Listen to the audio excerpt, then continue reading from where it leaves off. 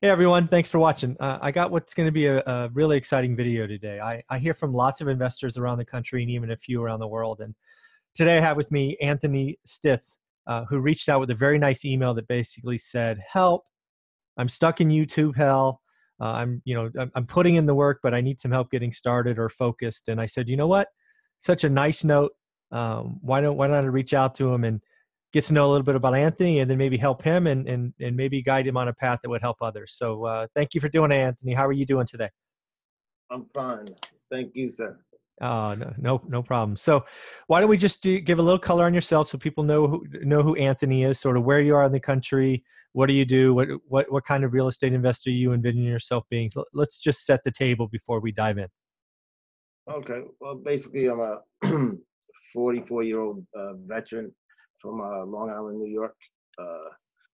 And I work in logistics right now, construction company. I do Hmm. the warehouse logistics for them. I've been doing that for about 7 years now.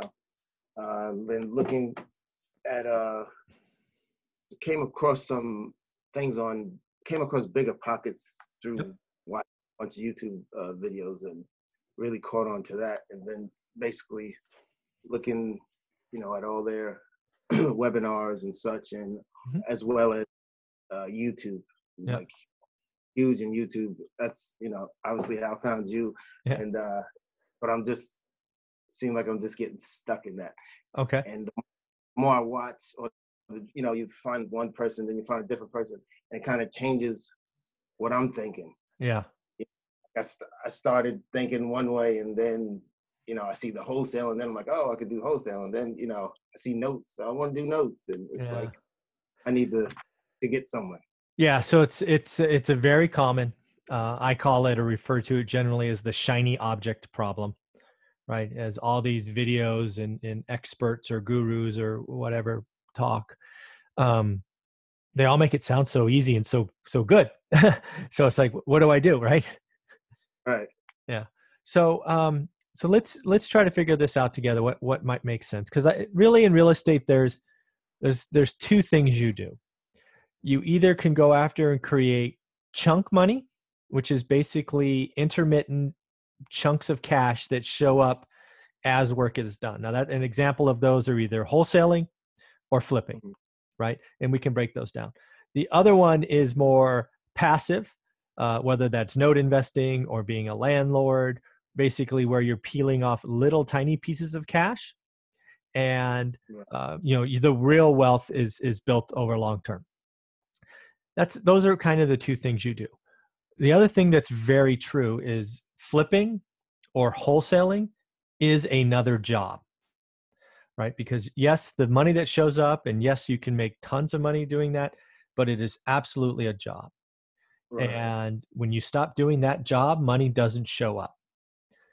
Where the other one, you can continue doing your construction business. You can continue, climbing the corporate ladder. You can keep doing whatever you're doing during the day job, right? Lots of people that watch this channel are salespeople. I've seen some doctors and all of that, and they just want to do passive stuff, right? They already, their day job is fulfilling to them. They like it, but they want a side hustle. So I guess for you, Anthony, do you know which at least of those two sides you want to play on? Yeah, I definitely want to play on the side hustle. I like the multifamily, Okay. uh, acquire wealth over a period of time, and Okay.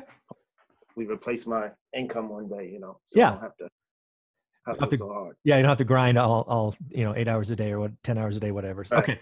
So what I'm hearing you say is you're going to keep doing your day job, which is great. Keep focused on that. I think it's crazy when people quit their day jobs to go wholesale or flip. It's just silly, Mm. in my opinion. So that's good. Um, so now, in order to go after being a landlord, which is probably the best way to do it, um, you live in Long Island, you said, right? Which I think is pretty expensive market. Yeah, yeah. A lot of pretty expensive, plus taxes are pretty high. Yeah, and also I don't think it's very landlord friendly. I mean, I don't know much about New York, but um, it's hard to get Uh, people out or evict them. Is that true or no? yeah, it's definitely more tenant friendly than Yeah. Yeah, well, I'm in California, so I'm in the same boat as you are. So my average eviction's about 90 days. So sometimes I wish I was in Texas where it's like 2 weeks or 3 weeks or something. Mm. Anyways, um, so I guess the other thing to think about is, okay, so we've picked the side we're on. Now we have to say, okay, where's Anthony starting from, right? Does Anthony have? You don't have to be exact or even put it out there if you don't want, but I guess I'll just ask a yes no question. So do you have capital saved for a down payment or capital that you could get after to make that first investment, you think?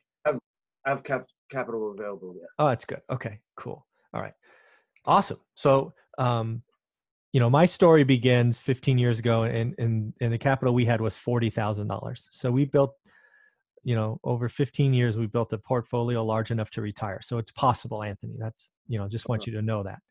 Awesome. It takes time. But, one of the things we need to figure out for you is the same struggle we had is I live in Mountain View, California, which is like the Manhattan of New York, the little I know of New York, right? Manhattan's more expensive than Long Island, I'm guessing. Yeah. Right? Yeah. So I live in Mountain View, which is like the Manhattan of New York. So like you, I couldn't invest in my backyard, right?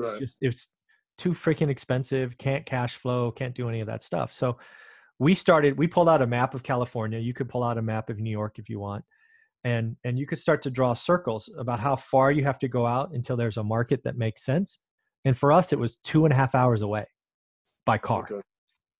So, that market at that time was probably a fifth the cost of the Bay Area, right? We bought our first house for $107,000. But again, that was 2003, right? So, scale appropriately. I think that house today is like 160 or something. So I think the first thing you need to figure out is you need to get comfortable with a market, right? Or pick a market or two to research that is actually a good landlord city. So have you done any of that homework? Have you thought about that? Yes, I have. I'm looking into a town. It's 4 hours away. Okay. A car. It's Binghamton, New York, which is it's a college town as well, but it has a lot of multifamilies and shit. Okay. It's way cheaper than Yeah. Long Island. So you don't have to give me an address or anything, but give me some numbers, right? So what would an example property look like? Is it a duplex, fourplex? What's an average property out in, is it Bingham? Yeah. Binghamton. Oh, Binghamton. I'm sorry. The ones that I'm looking at, there's a a plethora of duplexes. Okay. For families, and the numbers range anywhere from 40s to 150s and such. It's okay. It's kind of unbelievable actually coming from Long Island. Yeah. So a duplex. So just so I make sure. So like you could get a duplex for 60 or 70 grand. Correct. Oh, okay. All right. Just let that go to voicemail, I guess. Yeah. I won't be answering them, but they will be ringing. Yeah, that's fine. No problem. All right. So so these duplexes, they already have tenants or are they vacant?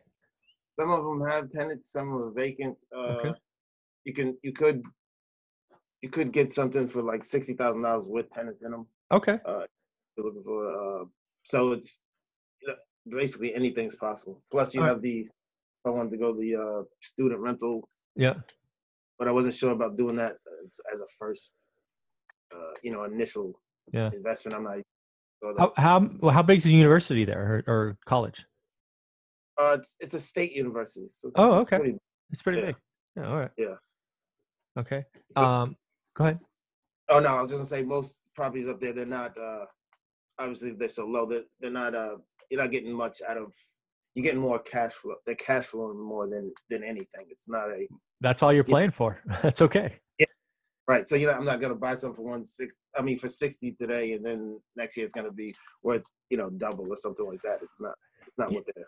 Yeah. No. And just so you're clear, that's okay. That's not what we're playing for, right? That's what gets people all wrapped around the axle. Is they like you, like 5 minutes ago or 10 minutes ago, we decided that of the two paths, you were going to take the cash flow path, which is the path I took and I know well.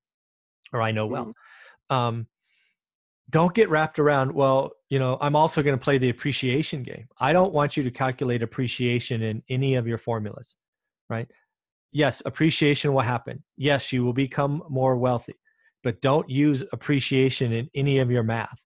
Do the deal on cash flow, calculate the deal on cash flow, and see what happens. Otherwise, you're going to be distracted and make a bad decision. Okay. That makes sense? Definitely. Okay. So tell me about the rent on a duplex. Oops, sorry about that. That's all right. Tell me. That's okay. We're good. Tell me about the rent on a duplex. Do you know? Most of the ones I looked at were they're mostly 4 bedrooms, 2 bathrooms. You know, it's both 2-2-1s basically. Oh, 2-2-1s. Okay. Good. Yeah, and they're around between like 600-700. Okay. All right. So let me just see if I got this right. So $60,000 duplex. You're going to get 600 each. So that's $1,200, right? Okay. Now let's just use that 61. Do you think you have any what I call make ready costs or anything involved in that? As far as Are they trashed? Are you going to have to add new flooring, new kitchen, paint, anything like that, or are they just ready to go? some of them are ready to go. Okay. Yeah, it's like I said, it's kind of unbelievable. Yeah. What I have to do is get boots on the ground out there and really see everything. My evaluation is just from line. Yeah. So I got, so there's a couple of things for you. So first off, I don't know this market at all, right? So I'm just giving you basic examples. But from what you've given me, right, this Binghamton area is a market I would jump on, right? Because if you can really get a duplex for 60 grand, that's move-in condition or livable, that rents for 1,200. There's only 2 things you have to really worry about now. First is, as you've already called it, boots on the ground. You can call it property management, call it whatever you want. But your job is to get your butt up there and check it out, right? Spend the weekend and go look at 50 houses or 50 duplexes. Because I think you're going to find that not every 60K duplex is the same, right? Some streets are better than others. Some are like, woo, that duplex looks nice in the pictures, but it's next to a burned out house or something. You just don't know, right? So get your butt up there. So that's the first one. Try to look for a property manager. Try to figure out repair people like roofs and painters. You got to start. You should look to meet, I don't know, you'd want a network of 20 or 30 people in that town, right? From all different levels. And the beauty is just ask for referrals, right? Once you find somebody that you like or that works with, ask for the referrals. And you should go meet them, take them to coffee. You should, and then when you're back, you should talk to them every week just to keep building that bridge. So you're not just one-off guy from Long Island, right? You're the guy that's really going to be committed to the market. So that's the first thing. I would probably go out and I would try to build a spreadsheet of 15 to 20 or 30 of these duplexes so you can get a feel for which is a better deal. There's a video on my channel, I don't know which one it is, that goes through a spreadsheet that I use. That's pretty helpful. And then the other thing you need to think about is how you're going to finance them. Okay. Right. Because, banks in this lending market traditionally don't like doing loans under 50K because of all the regulations.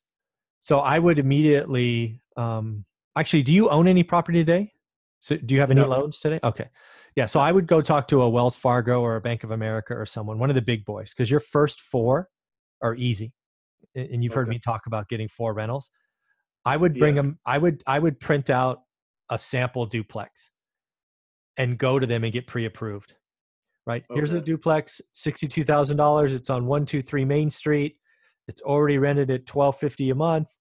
I have the 20% down or 25% down, and go get pre-approved.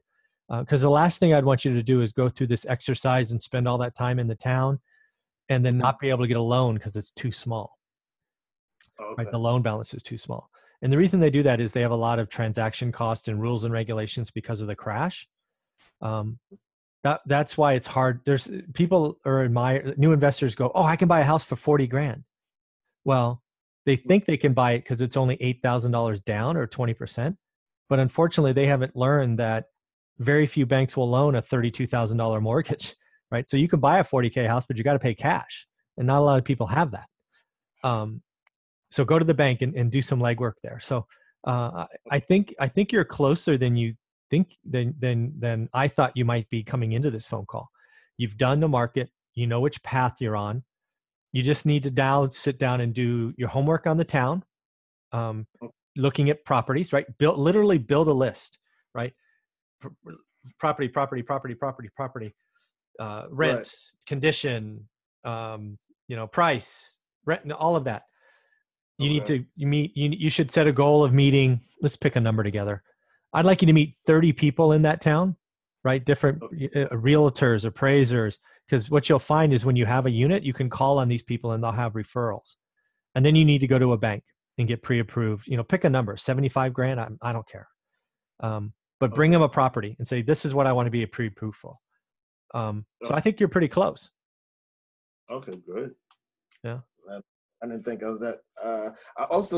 I am a member of the what do you call it?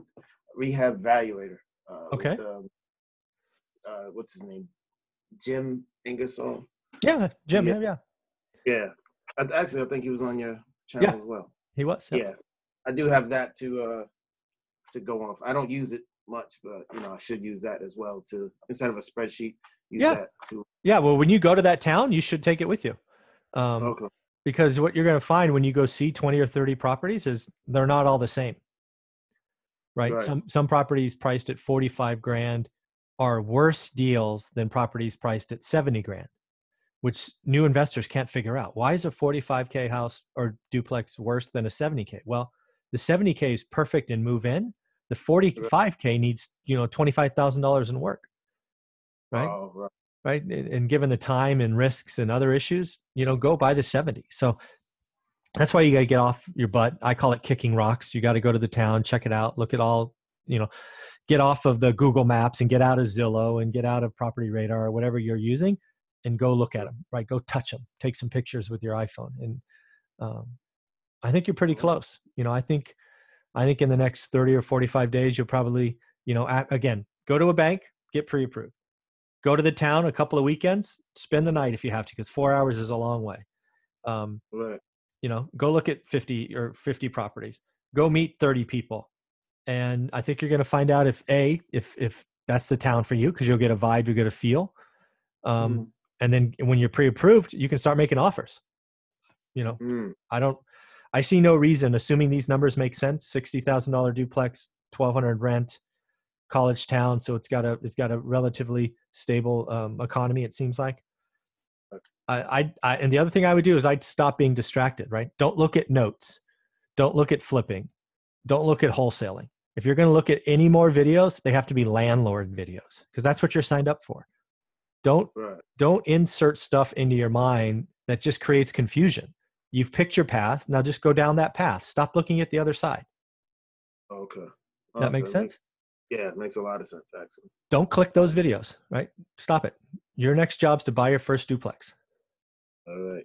Yeah. But keep learning though, right? There's lots of great videos out there on landlording and rental properties. Keep watching those, because they always help. I still watch them after 15 or 16 years. So, but I don't watch wholesaling. Why? Because I have no interest in sending 10,000 mailers out. I have no interest in my phone ringing all the time and talking to people that are in stressful situations, right? I'm just a landlord. So be comfortable where you are once you've picked. All right. All right. Good. Any questions for me? No, you gave me what I need here, and I just have to act upon it. Okay. Well, do me a favor. Send me a note when you head out there. Let me know what you find. Maybe we'll do another one of these after you do your homework. Okay. Excellent. Sounds good. All right, Anthony. Thank you for giving us your time this morning, and good luck, and have a nice weekend. You too. Thanks a lot. Thanks.